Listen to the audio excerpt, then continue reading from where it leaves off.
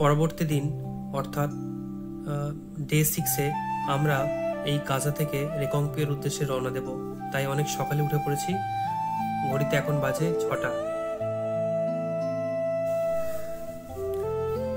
আমরা এবং আমাদের লাগেজ বাস স্ট্যান্ড পর্যন্ত পৌঁছানোর জন্য আমরা আমাদের হোটেলের অনারকে রিকোয়েস্ট করেছিলাম, তিনি নিজে ড্রাইভ করে আমাদেরকে বাস স্ট্যান্ডে পৌঁছে দেন। এই ছিল আমাদের হোমস্টে, খুবই সুন্দর একটি জায়গা। এরপর বাস স্ট্যান্ডে আমরা পৌঁছালাম। ঘড়িতে এখন বাজে 6:30।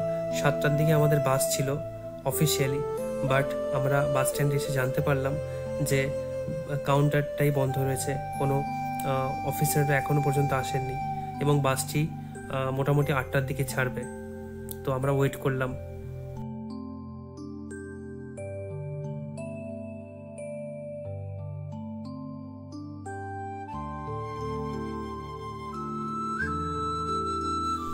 বৌদ্ধ ধর্মে পাথরে খোদিত মন্ত্র বা মানি স্তম্ভ একটি প্রাচীন শাস্ত্রীয় এবং ধর্মীয় অনুশীলন। আমরা লক্ষ্য করলাম যে বাস স্ট্যান্ডের অনেকগুলো পাথরে আমরা বৌদ্ধ মন্ত্র দেখতে পেলাম এবং এই পাথরগুলোকে সাধারণত মানি স্টোন বলা হয়, যা বিভিন্ন মন্ত্র ও ধর্মীয় অভিনয় দিয়ে খোদাই করা থাকে। সবচেয়ে প্রচলিত মন্ত্র হচ্ছে ওম মণি পদ্মে হুম, যা করুণা ও দয়া প্রকাশের প্রতীক এবং অজস্র বার বলার মাধ্যমে একটি আধ্যাত্মিক শক্তি সৃষ্টির সাহায্যে ব্যবহৃত হয়।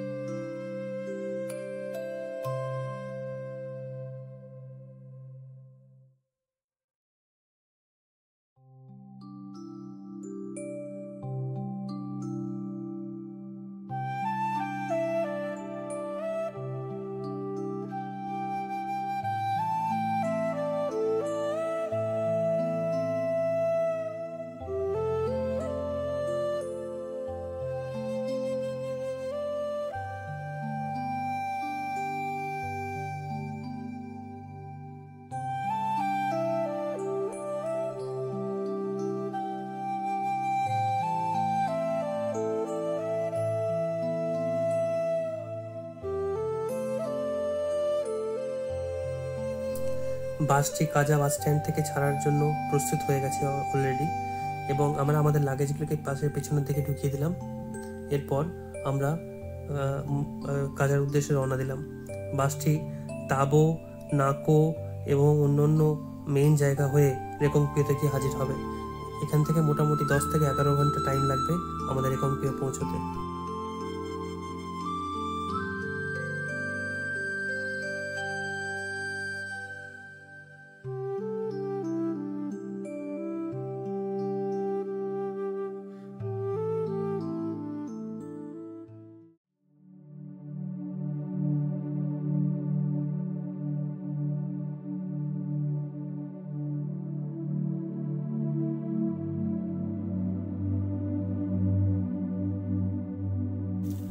কাজা থেকে আমরা রেকংপিও যাওয়ার পথে একটি বিশেষ শঙ্কু আকৃতির পাহাড় দেখতে পেলাম।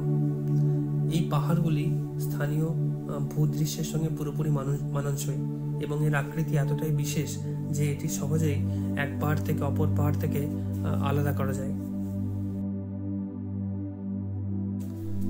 এই শঙ্কু আকৃতির পাহাড়গুলি মূলত গড়ে উঠেছে প্রাকৃতিক ভূপ্রক্রিয়ার মাধ্যমে, যেখানে ধীরে ধীরে পাহাড়ের পাথর ও মৃত্তিকা ভেঙে পড়ে এবং অবশেষে এই অনন্য আকৃতিতে পরিণত হয়েছে। এর মালভূমির শুকনো শুষ্ক পরিবেশ এই আকৃতিকে বেশি চোখে পড়ার মতো করে তোলে। এই ধরনের পাহাড়গুলি দর্শনীয় ও ফটোগ্রাফির জন্য আদর্শ, কারণ এর নিয়মিত এবং সুনির্মিত শঙ্কু আকৃতি পাহাড়ি পরিবেশের সঙ্গে এক অভিনব সৌন্দর্য সৃষ্টি করে। এই ধরনের পাহাড় স্পিতির অন্যান্য ভূদৃশ্যে থাকা চওড়া ও খাড়া পাহাড় থেকে ভিন্ন একটি আলাদা কল্পনা দেয়।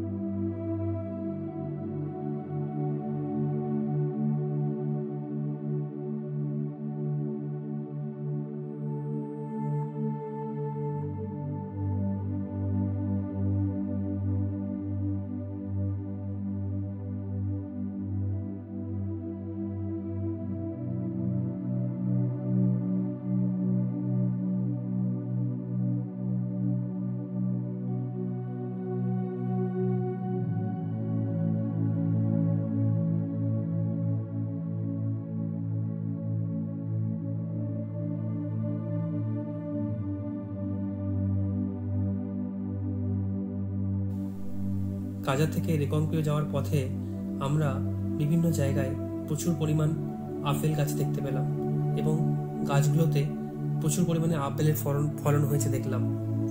আপেল গাছগুলো স্পিতি উপত্যকার শীতল এবং পরিষ্কার আবহাওয়ার কারণে খুব ভালো ফলন হয়ে থাকে। বিশেষ করে গ্রীষ্মকালে এই ফলগুলি পরিপক্ক হয়। ফল বড় ও রসালো হয়ে থাকে, যা স্থানীয় মানুষের জন্য এক গুরুত্বপূর্ণ আয়ের উৎস।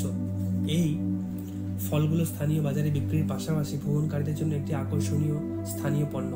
আপেলের গাছে ঝুলে থাকা ফলগুলো যেন প্রকৃতির এক অনন্য উপহার, যা এই শুষ্ক শীতল পরিবেশে প্রাণের সঞ্চার ঘটায়। এই আপেল বাগানগুলো সাধারণত গ্রামের নিকটে বা পাহাড়ের নিম্ন স্তরে অবস্থিত, যেখানে পর্যাপ্ত সূর্যের আলো ও শীতল তাপমাত্রা গাছের বৃদ্ধিতে সহায়ক। আপেল গাছের এই সৌন্দর্য ও প্রচুর ফল আমাদের যাত্রাকে আরো মনোরম করে তোলে এবং স্পিতির প্রকৃতির এই বিশৃঙ্খল সৃষ্টির এক চমৎকার উদাহরণ হয়ে থাকে।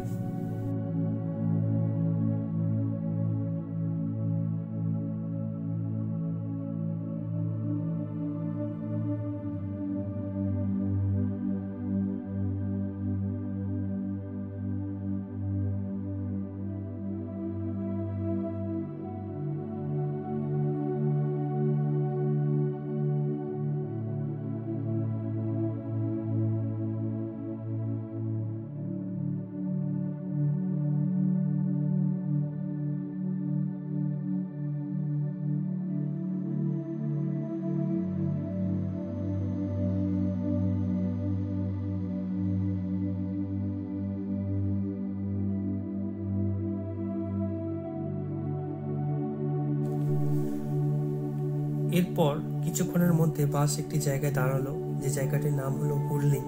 এই হুরলিংয়েই আমরা আমাদের লাঞ্চ অর্থাৎ মধ্যাহ্নভোজ সেরে ফেললাম। এই পাহাড়ি এলাকাতে বেশিরভাগ জায়গাতেই আমরা আলু পরাঠা এবং তার সঙ্গে আচার খেলাম। তো এই জায়গাটি মোটামুটি ভালোই ছিল। এখানে আমরা কিছু ড্রাই খাবার যেরকম বিস্কিটও কিনে নিলাম, যাতে পরবর্তীকালে জার্নিতে কোনো অসুবিধা না হয়।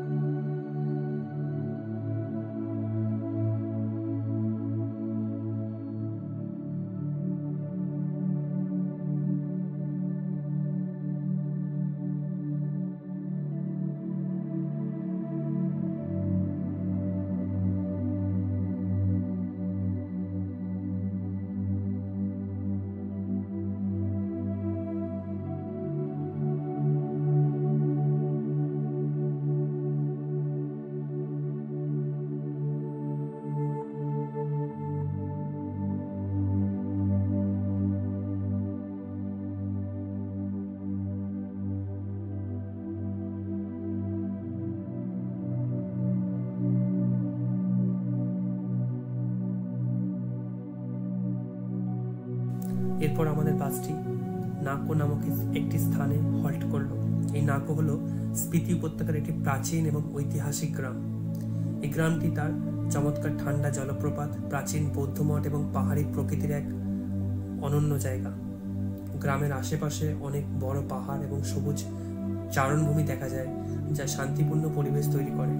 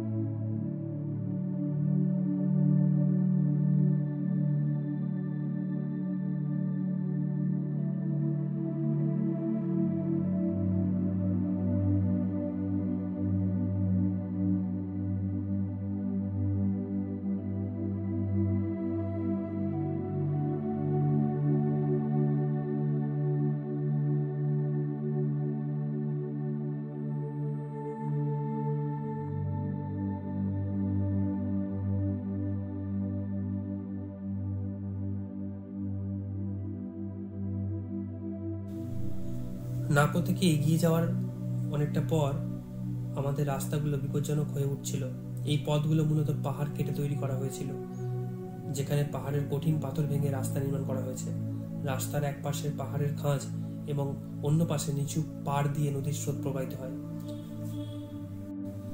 এই ধরনের রাস্তা পাহাড়ি অঞ্চলের শুষ্ক এবং অসমতল ভূখণ্ডের কারণে অত্যন্ত সংকীর্ণ এবং পাকা, যা ড্রাইভিংকে বেশ চ্যালেঞ্জিং করে তোলে। রাস্তার বিপরীত পাশে প্রবাহিত নদীটি একদিকে প্রকৃতির সৌন্দর্য যোগ করে, অন্যদিকে যার কারণে যাত্রীরা সতর্ক ও সুরক্ষিত থাকার গুরুত্ব বুঝতে পারেন। এইসব রাস্তা নির্মাণের সময় যেমন কঠিন পরিশ্রম এবং উন্নত প্রযুক্তি ব্যবহৃত হয়, তেমনি স্থানীয় পরিবেশের প্রতি সংবেদনশীলতা বজায় রাখার চেষ্টা করা হয়। তবুও এই পথগুলোতে চলাচল করার সময় সকলের জন্য সাবধানতা ও মনোযোগ অপরিহার্য, কারণ দুর্ঘটনার সম্ভাবনা থেকে যায়। তবে এই রাস্তা চলাচলকারীদের জন্য স্পিতির বৈচিত্র্যময় ও চ্যালেঞ্জিং ভূদৃশ্যের সঙ্গে সরাসরি সংযুক্ত হওয়ার একটি অদ্বিতীয় অভিজ্ঞতা প্রদান করে।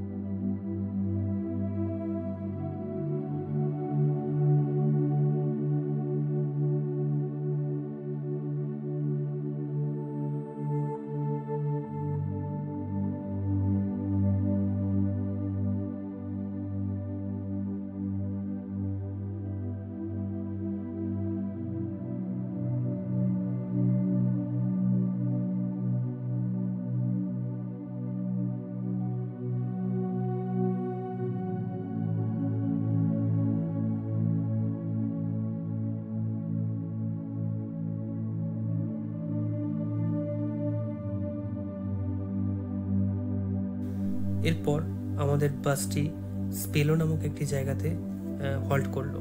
এটি হিমাচল প্রদেশের কিন্নর ডিস্ট্রিক্টের একটি ছোট্ট টাউন।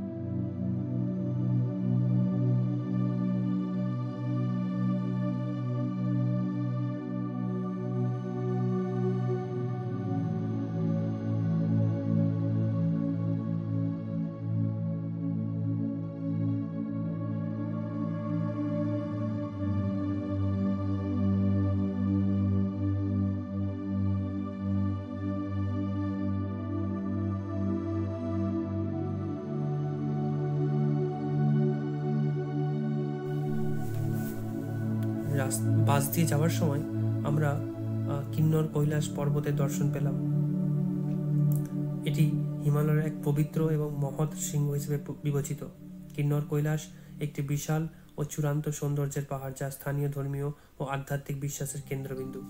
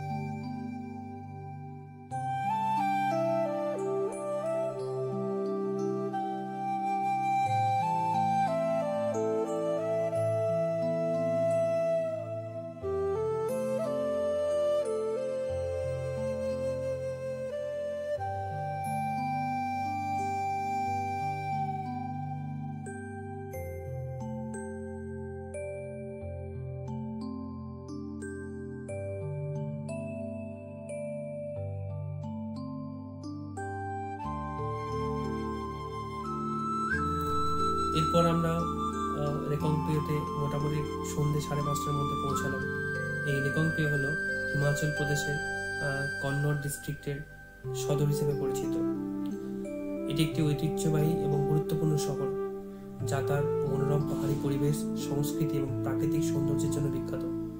এখানকার রাস্তা ও শহরের বিন্যাস পর্যটকদের জন্য আকর্ষণীয়, যেখানে স্থানীয় বাজার, প্রাচীন মন্দির এবং আধুনিক সুযোগ সুবিধার সমন্বয় লক্ষণীয়। রেকংপিও থেকে আমরা কনাঞ্চল মন্দির, শান্তিপুর এবং দারচুলা সীমান্ত এলাকার দিকে সহজেই যাত্রা শুরু করতে পারি।